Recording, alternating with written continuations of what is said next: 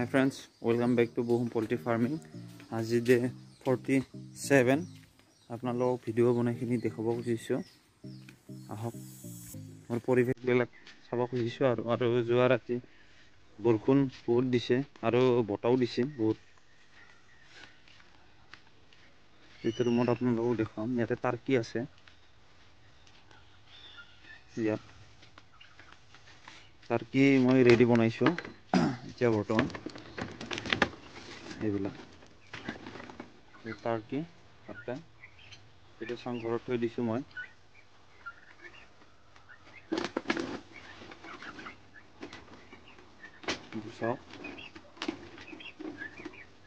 চাওক মই finisher plate দানাটো আছিল না মোৰ কিবাৰ এই কিবাৰ আৰু এই সোণালী মুৰ্গীৰ এইটো সোণালী মুৰ্গীৰে কিবাটোৰ এই দানাটো ফিনিচাৰ পেলেটকে এটাকে দি দিছোঁ মই।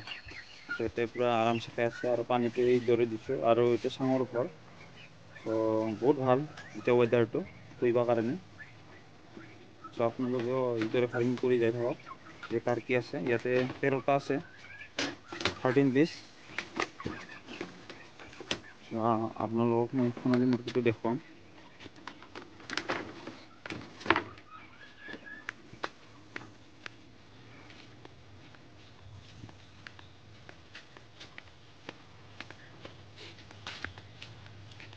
ইয়াতে আছে সোণালী মুৰ্গীটো। আপোনালোকক সোণালী মুৰ্গীৰ 47 দিনৰটো আপোনালোক পৰিৱেশটো দেখাম আৰু এইটো অলপ ভাল লাগিব সেইখিনি।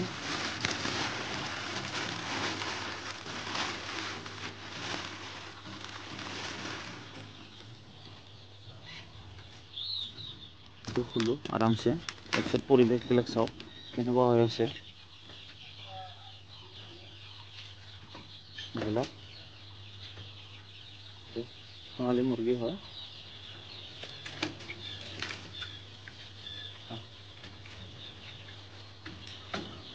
মুৰ্গীবিলাক বৰ্তমান গোটাই ঠিকে আছে, দেখাত একো অসুবিধা নাই আৰু এনেকুৱা একো মৰ্টেলিটি হোৱা নাই।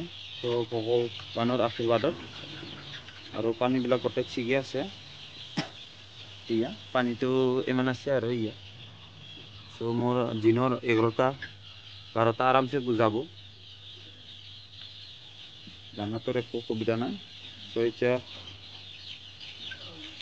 কাৰেণ্টৰটো এতিয়া দিনৰটো একো প্ৰব্লেম নাই, কাৰণ আমাৰ সূৰ্যৰ পোহৰতে হৈ যায়। অলপ পৰ্দাটো চাইড কেনেকুৱা খুলি থৈ দিম, অলপ কিবা বতাহ নোসোমাই আৰু বেছিকৈ, নহ'লে আৰু যোৱাকালি মাত্ৰ বৰষুণ দিছে। আজি অলপ ৰ'দ দিব, যেতিয়া 10টামান বাজিব ৰ'দটো কমপ্লিটলি আহিব, তেতিয়াহে মই পৰ্দাটো খুলিম, নহ'লে আৰু ঠাণ্ডা লাগব তাত আৰু টিংটোও গৰম হৈ যাব। তেতিয়া আৰামছে সেইটো মেইনটেইন হ'ব আৰু মুৰ্গীবিলাক গোটেই মোৰ ঠিকে আছে আৰু এইটো ৰুমতো গোটেই ঠিকে আছে। মই তেতিয়া এনেই একবাৰ চালোঁ আৰু সোমোৱা নাছিলোঁ মই। এইটো ৰুমতো গোটেই ঠিকে আছে মুৰ্গীবিলাক, একো অসুবিধা নাই। যিহেতু মোৰ এইটো ডাঙৰ হ'ল মুৰ্গীটো। থেংক ইউ ভিডিঅ'টো চোৱাৰ কাৰণে।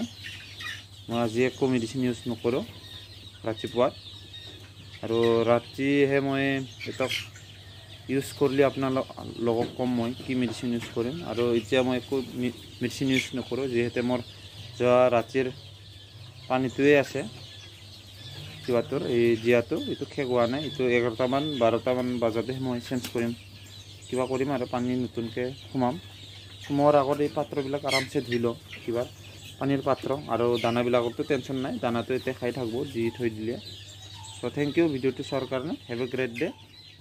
Thanks for watching.